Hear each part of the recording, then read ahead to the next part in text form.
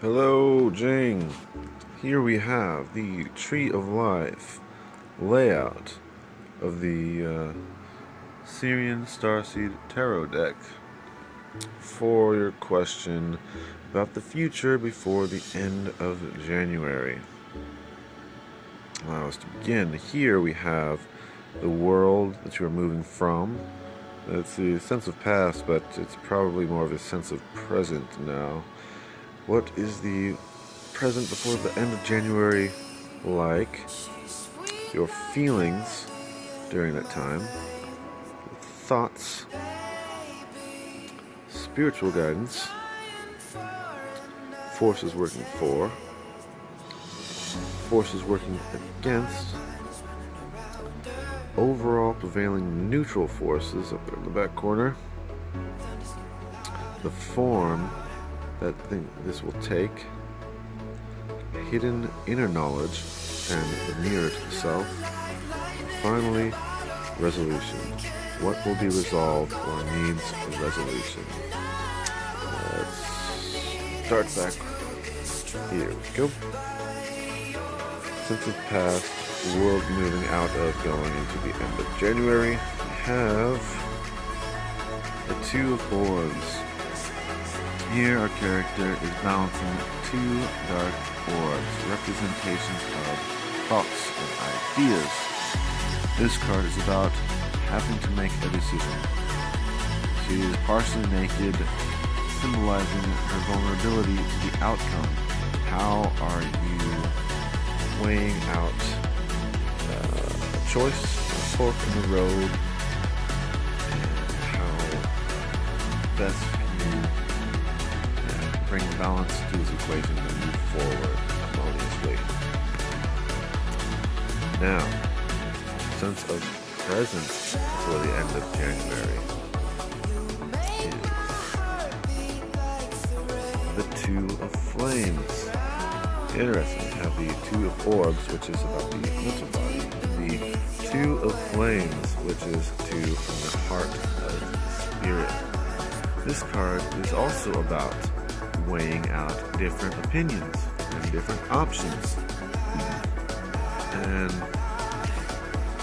it is primarily about how our own sacred flame within us can discern between two options and make harmonious right action that serves both the one and the all. That is a sense of present for the end of January. Next, feelings. What are your feelings during this time? The Master of Crystals. Crystals, represented in other tarot decks as pentacles or coins, are the crystal is the material flower of Earth. And it represents value as much as it represents power. These are things that we treasure. Now, the Master of Crystals is about a male authority figure in your life or within yourself that has supreme masculine mastery over the suit of crystals, over physical health, over material well-being, and all items or things that we treasure. The Master is unafraid of loss, for he knows he is in complete control and has complete mastery over manifesting these things. Now, this can represent someone who your feelings are tied to, someone you look to for support, as much as it can represent this divine masculine authority within yourself. Moving on. Thoughts. What are your thoughts before the end of January? The Nine of Flames. Here we have a guardian or soldier standing in front of the Great Pyramid of Giza. There's 8 flames behind him, and the 1 flame, 1 torch in his hand, ready to do battle. This card is about staying true to your sacred flame, staying true to your inner truth, no matter what, no matter how tried and tested you will be. This card is about being tested and holding firm to that. In this placement, I would imagine that you're going to be tested a lot in the realm of thoughts. Our mental body holds so much power over how we create ourselves, and is highly underestimated. We're taught to think that our thoughts are just completely at our own will and whim, when they can work against us so tremendously sometimes. So be prepared to stand firm to what you know to be right, and stay true to yourself. Next, what spiritual guidance will you get before the end of January? It is 5, guidance. This card likes to appear there a lot, I've noticed. This card is about all of the spiritual practices that have served humanity. Here we have Buddha, one of the greatest spiritual teachers. And number 5, moving from the number 4, which is reason. Once we recognize that reason is needed, we recognize the need for spiritual guidance to move harmoniously and to live, to honor ourselves as our own divine creators.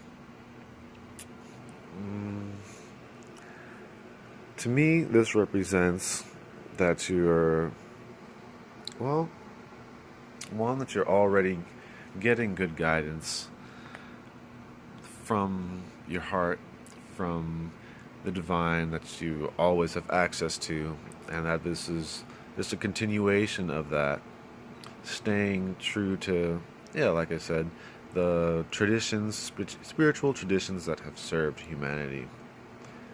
And so, you're doing good. Next up, forces working for you before the end of January 2017. Number 16, the Tower. Here we have a big castle that is being struck by lightning, and it's on fire, and there's a guy jumping out from the top of the wall, just complete reckless abandon. Now, if you're unfamiliar with the tarot, this can be kind of a frightening card. It looks pretty doom and gloomy, but really, it is about... The castle represents old foundations, perspectives, situations, and the lightning is a symbol for illumination, the light of a new epiphany.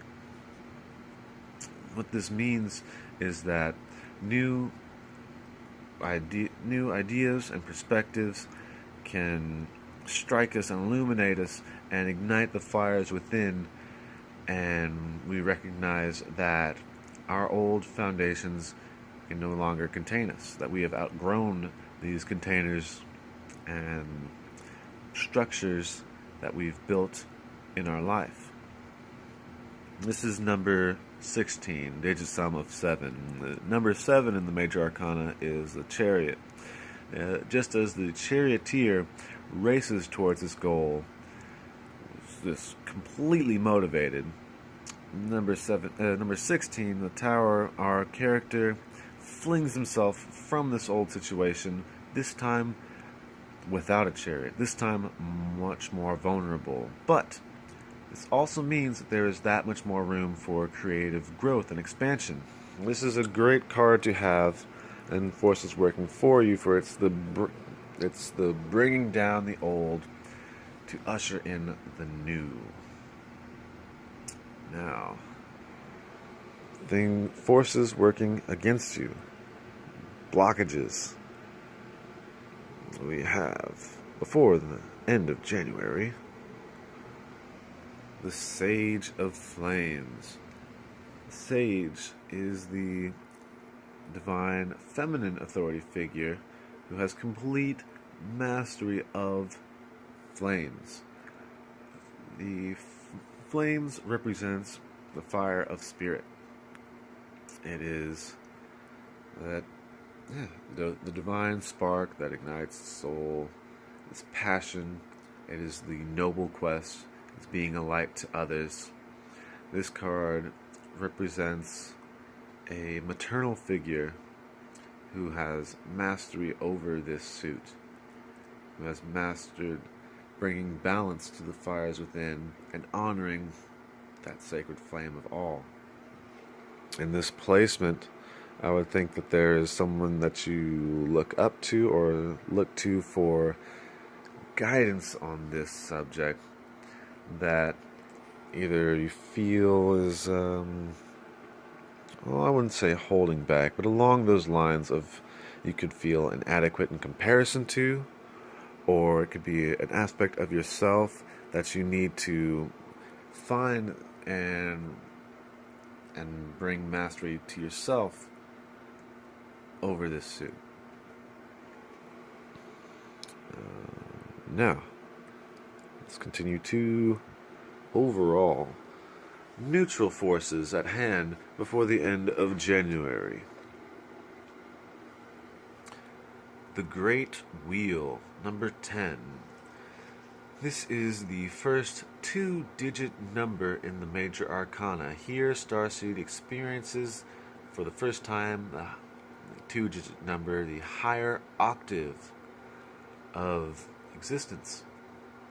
This is about, well, the great wheels of fortune turning.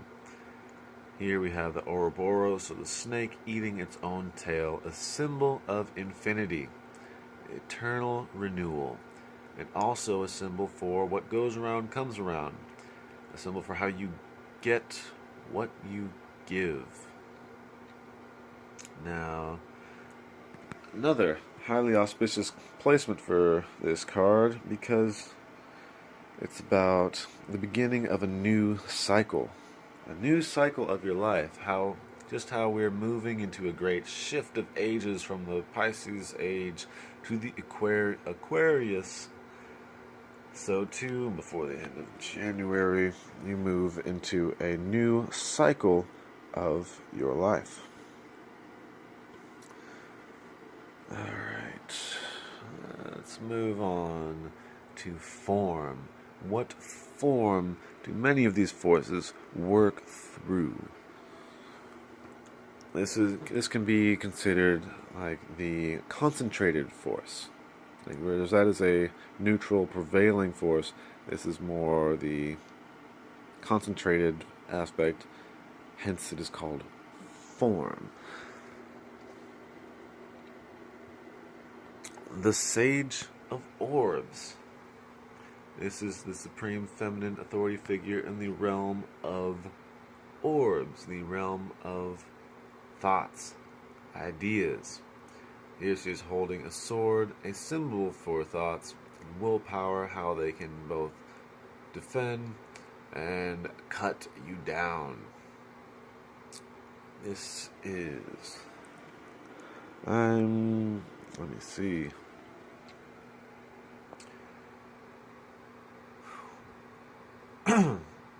The Sage of Orbs is both a master teacher and master healer, a maternal figure, and can draw upon both the masculine and the feminine in this suit to bring balance and grace. And it's kind of tough to read the people cards because often they represent people in your life. But for me, I'll see it as, certain aspects of this card working through the people that I know. And so I would be mindful of that. Because when I get I get caught up trying to pin down, who does that card represent? Who does that card represent? And it's.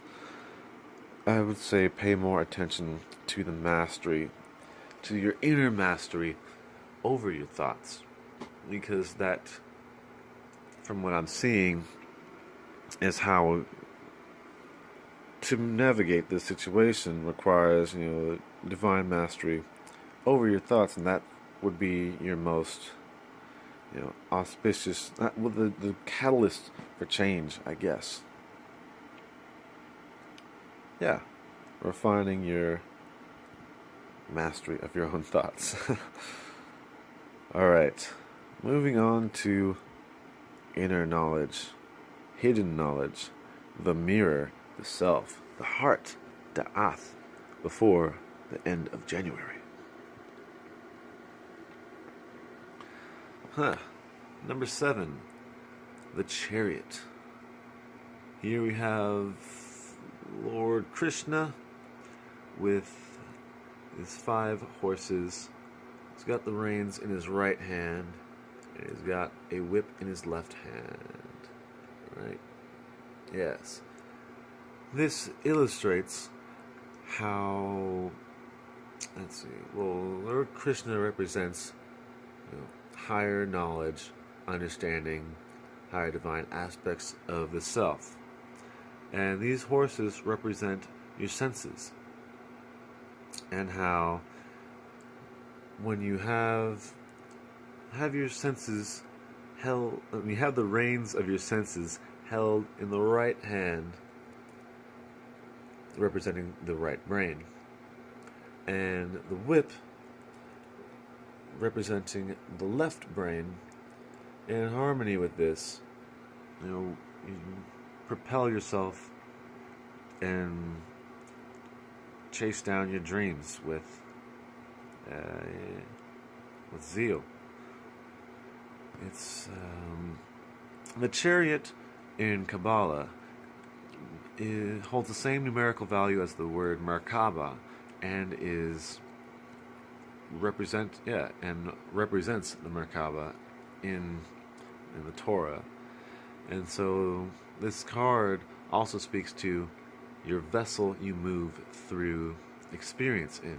Your physical vessel, your spiritual vessel, the spiritual body. And it's interesting to have both, the chariot, which is, the same numerical value as the tower, and also it's said that if the charioteer, if the charioteer uses right mind in his race towards his goal, the wheel will turn for him, unfolding his rewards and propelling him to higher octave of experience, challenge, and awakening. Interesting.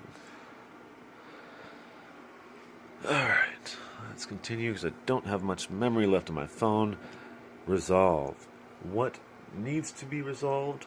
What will be resolved before the end of January 2017? The 2 of chalices. Here we have the chalices. Excuse me. Water is the emotional body. Chalices are what hold that body of emotion and illustrate the fullness or lack thereof. Here we have 2 lovers lost in their gaze, their cups intertwined. Around them we have a fortified castle wall, illustrating the isolation and seclusion that is involved with completely giving yourself to another soul. Outside of the castle is just a haze, which illustrates how we can blind ourselves being so lost in another. With this placement, I would imagine that it means bringing resolve to romance and to love. And it could be through a new relationship, or it could just mean bringing resolve to an old relationship and to this aspect of your being. I hope you like this, and yeah, just send me any questions, and maybe recommend me. That'd be cool. All right. Take care.